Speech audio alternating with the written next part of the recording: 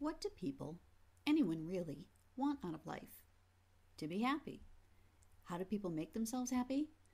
By consuming things, cars, books, travel, education, that will make them happy. Take Jim, for example.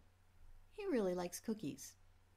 How much happiness can he get from cookies? I mean, if there were an unlimited supply of cookies available and Jim didn't have to worry about money because the cookies were free, could we make him infinitely happy? Let's try this experiment with Jim, but go ahead and feel free to try this out at home. We make cookies, and only cookies, this is important, if you allow even a drink it'll pollute the experiment, available to Jim, as many as he wants, free of charge. After he eats each cookie, have him rate that cookie based on how much it added to his overall sense of well-being. You know, if he was hungry and loves cookies, he'd probably give it a 10. If he's already eaten, or if it's just a stomach filler, it might be a 4 or a 5. And if it adds nothing whatsoever to his well-being, it's a 0. I once tried using oatmeal raisin cookies for this experiment, and the test case actually spat the cookie out on the table. Turns out she hated raisins. Since this cookie actually took away from her sense of well-being, it's appropriate to give it a negative rating. Okay, let's go back to Jim. Jim loves cookie number 1.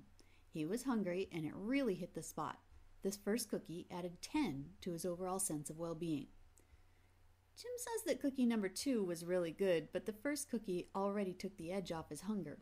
He reports that the second cookie added 8 to his overall sense of well-being. Cookie number 3?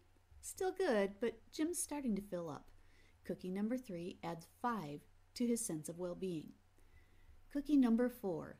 Jim is getting pretty full. He eats it to be polite, but he doesn't get a lot of added satisfaction from it. Cookie number 4 is a 2. You offer Jim cookie number 5. He says he'd rather not. You insist.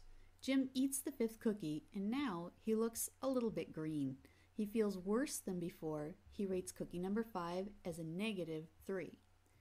What we discover from this experiment is that if you give a consumer identical successive units of any one consumer good, each unit consumed yields less and less happiness or satisfaction, economists use the term utility instead of satisfaction, than the previous unit.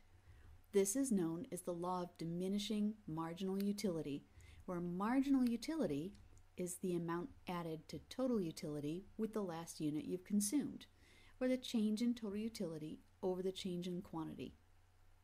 Here's what it looks like for Jim. Try this. Based on his marginal utility figures, what is Jim's total utility? That is, his overall sense of well-being.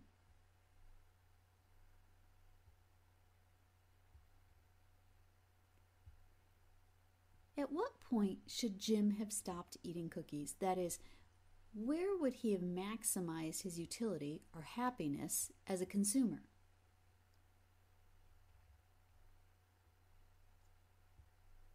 Consumption should stop when Jim isn't adding any more to his happiness, but isn't yet losing happiness. To reach maximum utility, consumption needs to stop where marginal utility is equal to 0. For Jim, this takes place at about 4.5 cookies. I encourage you to try this for yourself. As long as identical successive units of the same commodity are consumed, the law of diminishing marginal utility will hold. Of course, a model such as this, with only one product, no prices, and therefore no worry about income or budget, is not entirely realistic, but these layers are the next step. Next time, consumer equilibrium.